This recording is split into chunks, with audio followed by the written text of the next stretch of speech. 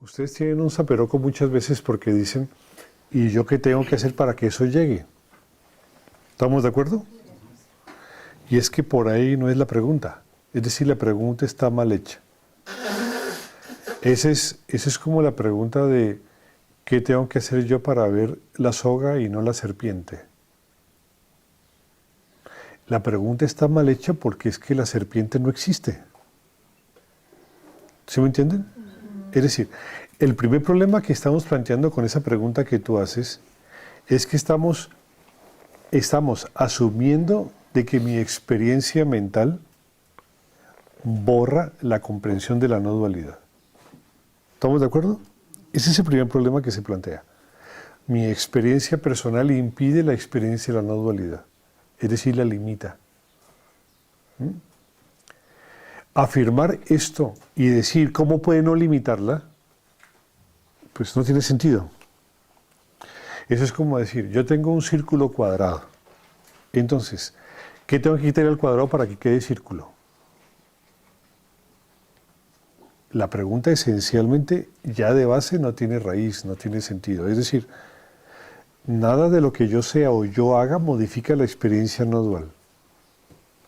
Porque la experiencia no dual no es causa por sí misma del aspecto volitivo de un individuo. Es el individuo el que aparece y desaparece.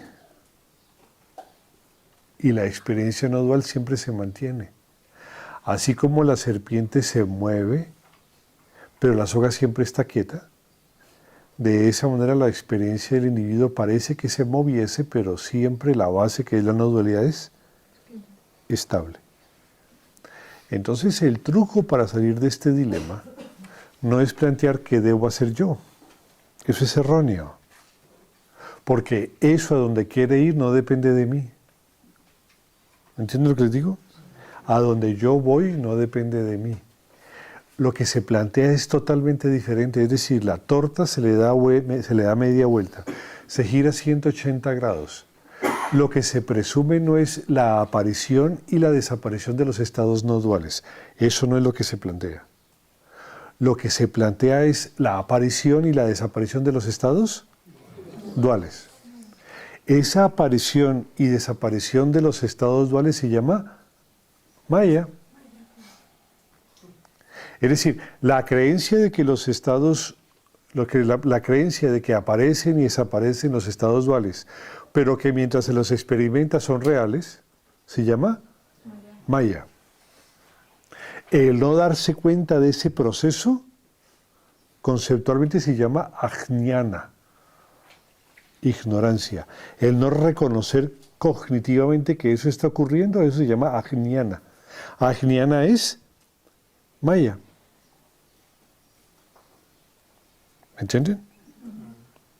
Es decir, Maya cobra sentido cuando lo que aparece y desaparece son los estados duales.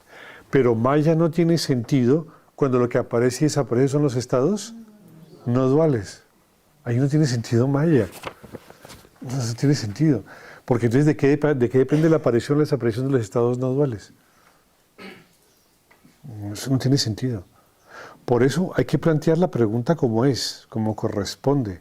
Y uno se pregunta, entonces, ¿por qué yo no me doy cuenta de Brahman?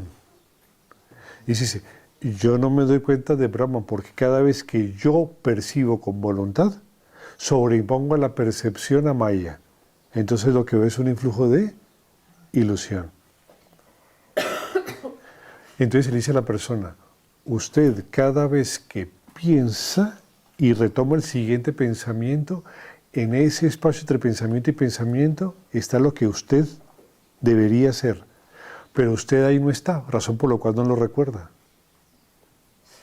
Entonces, la razón de la concatenación de los estados mentales se da no porque ellos sean continuos, es que los estados mentales jóvenes no son continuos. Ningún estado mental es continuo. Es un ir y venir dialéctico. Claro, los estados mentales son un ir y venir dialéctico. Lo que pasa es que entre estados dialécticos no hay recuerdo.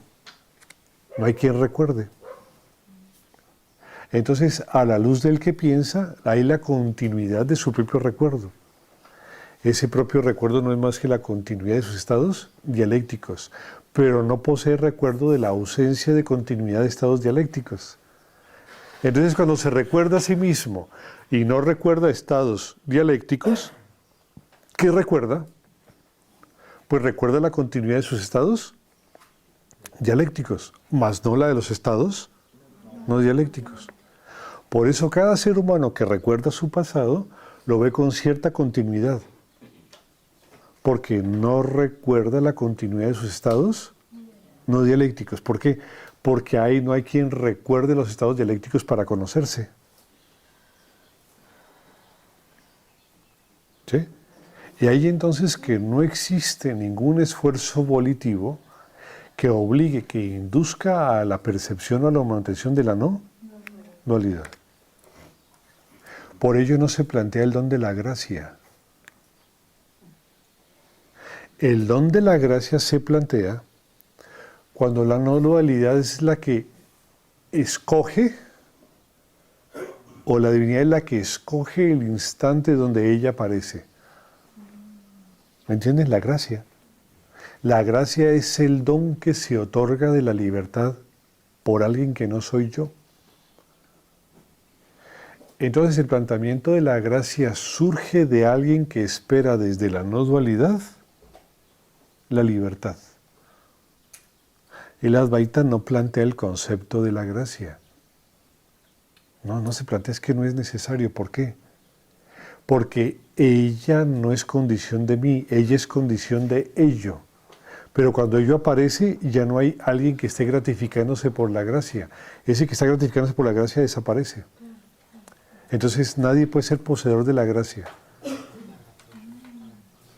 Por eso el truco surge en que piensen al contrario. Es decir, tienen que hacerse la pregunta al revés. No es ¿qué hago para obtener la no dualidad? Sino ¿qué se está haciendo para poder pensar? Por eso el análisis del proceso cognitivo es la base para encontrar la razón de ser de las cosas. Por eso el planteamiento de cómo se conoce, el planteamiento de la cognición, la estratificación de la cognición que se hace a través de la antakarana, permite encontrar salidas que son profundamente interesantes. El planteamiento de la antakarana, es decir, chitta, manas, buddhi y ahamkara, permite propias formas de cognición sin chitta, sin ahamkara y sin manas. ¿Estamos de acuerdo? Es decir, la presunción de que hay 4 funciones mentales permite la opción de que exista funciones mentales de cognición sin los 4 niveles de percepción que hay en el antakarana.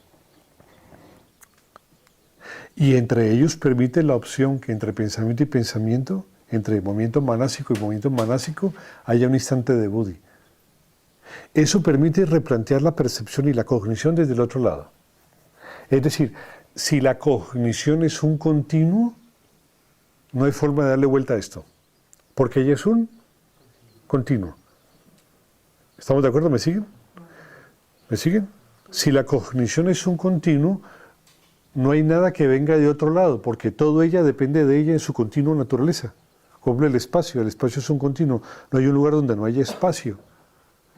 Así no hay un lugar donde haya algo diferente de pensar, entonces pensar es un continuo. Al ser un continuo el pensar, no hay manera de poder erradicar esa condición. ¿Cómo erradico la condición de mí si ello es un continuo? Pero la presunción del modelo del antakarana permite introducir formas de cognición que implican la no presencia de la cognición como un continuo dialéctico. La cognición es un continuo tensitivo, es un continuo consciente, pero no asociado necesariamente a un continuo dialéctico. Es decir, siempre hay un buddhi, pero no necesariamente hay un chitta, un manas y un ahamkara. Esa estratificación del antakarana es supremamente importante desde el punto de vista epistémico oriental. La presencia siempre evidente de la atención, de la capacidad cognitiva, de la capacidad de comprensión, asociada no a otras funciones que imperan en la mente, permite la momentánea secuencialidad de los procesos cognitivos. Esa condición secuencial permite situarse en el proceso cognitivo o en su espacio intermitente. Y nos preguntamos, ¿qué pasa si no es el espacio intermitente el que aparece y desaparece? Sino, ¿qué pasa si es el pensamiento el que aparece y desaparece del espacio cognitivo que hay entre ellos? ¿Me siguen? ¿Sí? Ese planteamiento es el que hace el Vedanta. Su estructuración de la Antakarana permite la aparición de estratos cognitivos donde no hay procesos dialécticos. Y como la cognición como conciencia es un continuo, permite suspenderse en ese intervalo y desde ese intervalo percibir la realidad que se conoce. Desde allí lo que se conoce es que el yo, la yoidad, el ego o los procesos dialécticos son cambiantes y que la presunción de la dualidad de objeto-sujeto es simplemente momentánea mientras ciertas condiciones aparecen. Al desaparecer esas condiciones queda el continuo intermitente, no dialéctico, pero sí cognitivo.